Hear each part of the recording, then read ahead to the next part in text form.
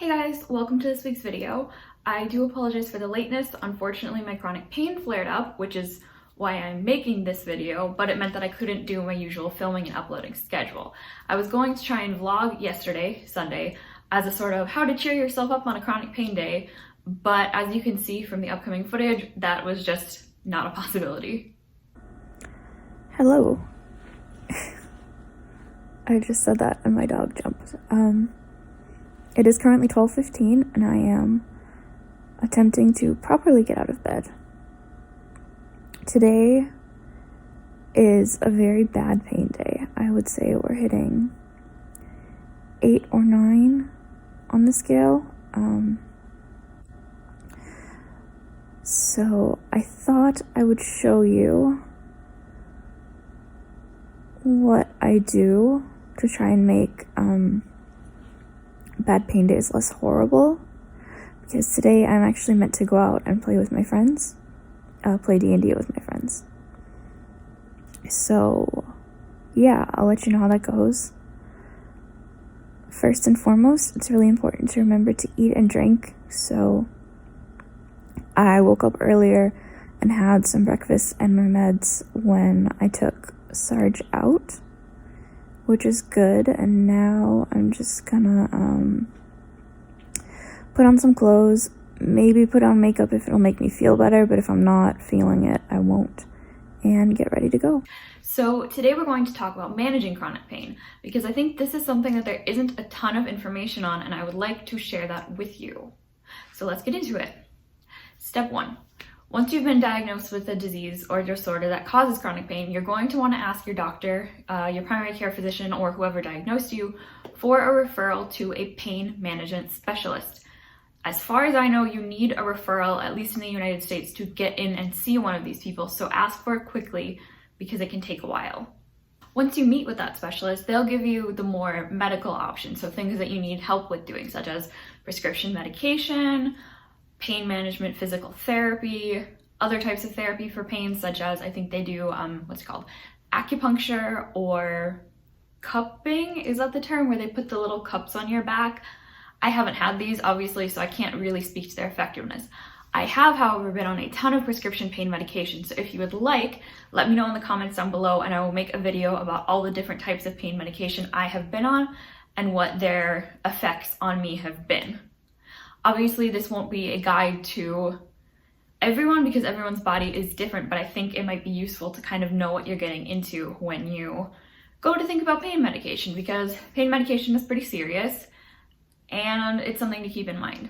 Also, you may have heard that some pain doctors treat chronic pain patients badly because they think that we are just looking for drugs.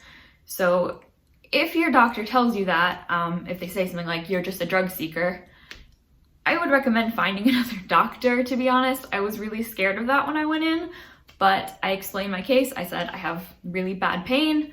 I need some sort of medication. I would prefer not to have any opioids, and thus far I have not been given any besides for a wisdom tooth surgery, which is a whole nother thing. But they didn't treat me like I was just a college kid trying to get high. Now that we've moved out of the medical realm, I want to talk about what you yourself can do to help manage your chronic pain. First, definitely keep a record of it.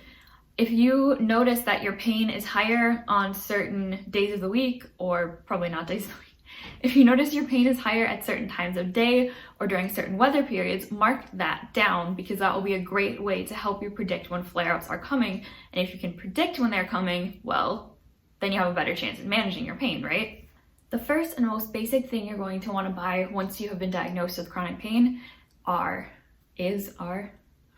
it could be either 1 or 2 items, a heating pack and a cold pack. Some of them, I guess, come in combination. So like a heating and cold pack, you can heat it up or put it in a microwave. So that's really up to you.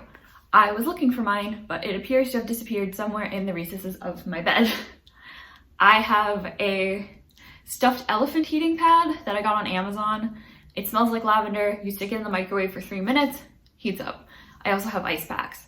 These are going to be invaluable for your pain. Do a little bit of research on which is best for which type of pain, but overall, I think these are the most basic and best things you can get to order in order to manage your chronic pain. Going up a step, If you have chronic pain that is caused by joint instability, like I do, you're going to want to probably get some braces. I have a couple here as examples. So I got these from a sporting goods store. These are ankle braces and knee braces. If your pain is caused by your joint slipping out of place, then the best thing you can do is take some of the pressure off that joint by bracing it. Now, if you see a pain physical therapist, they will give you other, much more qualified advice on how to help rearrange your body when you walk, for example, to keep your joints as painless as possible. But these are definitely good fixes for chronic pain. You don't want to wear them too often because you don't want to have any muscle weakness. But if you're having a really bad day and you feel like everything's falling out of place, just use a brace. I also have custom hand braces, hand and wrist braces that I got when I was seeing a hand therapist. Again, your pain is unique to you and your medical team will help decide who you need to see. But I was having a lot of trouble with my hands and my wrists hurting. So to help that, my hand therapist actually created these for me. So they had, I don't really understand what material it was made out of, but it came through a sheet and she just melted it and then it molded around my hand and wrist. I'm gonna see if I can put this on. And then she just put some Velcro straps on it and bada bing, bada boom, you have a brace. I can't wear these when I'm wheeling because obviously the thumb is braced so you can't properly cup your hands, but for writing and things like that, it's been very useful. Also, if you're getting a brace like this, you're going, actually for any brace, at least as far as I know, you're gonna wanna have something under it. You don't want it touching your skin because it will rub and hurt. So for ankle braces, wear socks. For knee braces, put them on over your pants. For these, I actually have a pair of socks that I cut the tops, like the toes off of where the feet go in, and then I just wear them as sort of like hand warmers underneath. I'll see if I can show you. So as you can see, this is one of the socks. I think I got them from Urban Outfitters. I just liked them because they were yellow. So this is like where your ankle would be, and then I cut the toe off, and then you just slip it on like this. I usually put it so that the daisies are facing upwards so I can see them through the Velcro, but that's like a me thing. It doesn't have anything to do with functionality. And then, as you can see, when you put the brace back on, none of the like hard material is touching your skin. Well, I guess there's a bit there, but it's not so much the plastic that burns so much as it is the Velcro. And the Velcro is all, as you can see when I tighten it, if I can strap it back on, the Velcro is touching the sock. Now, I know it can be a little awkward to wear braces, especially if you don't wear them every day because people won't understand why you're wearing them. You'll probably get questions about if you're hurt or what's been going on, but honestly, just ignore them. I know it can feel weird, and I'm not gonna lie, I'm feeling a little self-conscious today because I'm going to wear these to my university class later, but your pain reduction is more important than what anyone thinks.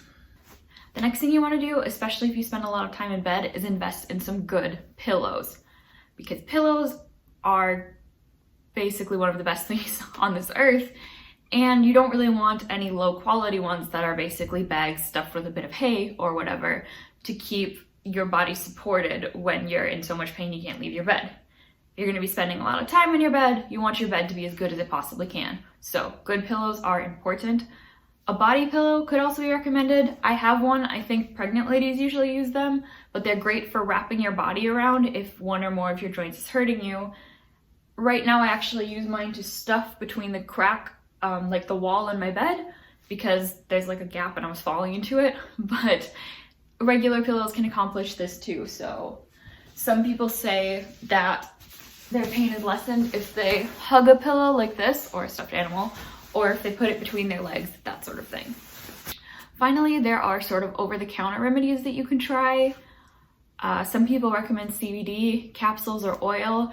Personally, they did not work for me at all. I felt nothing, but a lot of people say that CBD has really helped their chronic pain. So if it's legal in your state and you can get it, I would recommend giving it a shot. It is really expensive though, so I wouldn't order too much if you don't know that it's going to work, if that makes sense, because then you're going to be stuck with a load of CBD and really, what are you going to do with it? Most importantly though, is that when you're having a flare-up or a bad pain day in general, is to keep yourself occupied, because if you're stuck in bed and you're in a lot of pain, it's very, very easy to become depressed. Sleeping is definitely a good option for some of this, because when you're sleeping, you can't feel pain, and if you're in pain anyway, you're probably not getting the best night's sleep, so there's nothing wrong with taking a nap or two. However, you can't sleep your life away, so you'll need other activities when you're in bed. I recommend YouTube videos or podcasts especially. I wish I'd known about podcasts 2 years ago. I guess I knew what they were, but I didn't listen to any, and that was the point where it was really common for me to A, be up all night because I was in pain, and B, have headaches that made me nauseous if I looked at anything, so I'd be lying face down trying to listen to YouTube videos, which is fine, but obviously podcasts don't have that visual component anyway, so you're not missing anything, whereas if you're listening to a video without seeing it, you might be missing some key elements. Reading is also great. Any type of little craft you can do in bed, like crocheting. I use crochet hooks for arthritic hands. I do not have arthritis, but they're great for the joints, so why not? Don't let a product dissuade you from using it just because it doesn't match your exact diagnosis. Drawing is a great idea, but most importantly, try to get out of the house if you can. I know it's really, really hard, and if you can't get out of the house, bring someone in with you. But isolating yourself when you're in extreme amounts of pain will only make things worse. It's really, really easy to go down dark thought paths that way. So if you can get out of the house, yesterday I went to my friend's house to play Dungeons and Dragons. I was going to skip it because it was early in the morning and I didn't think I could make it to the bus, but my friend convinced me to ask them to start later, which they did, and then offered, well, bless her, she offered to pay for an Uber to get us there. I split it with her. But those were two easy things that made what had previously seemed like an unmanageable obstacle manageable. And then I was with my friends and got to play as a fantasy character for 5 hours, which really helped me forget the fact that I was in so much pain I could barely move. I hope this video was educational and entertaining for you guys. I don't wish chronic pain upon any of you, obviously, but if you have it, I hope this video helps you find some relief, and I'd love to hear what your methods are in the comments as well. So, 2 things in the comments. Do you want to hear about all the pain medication I've been on? And what do you do to help alleviate your pain or boredom?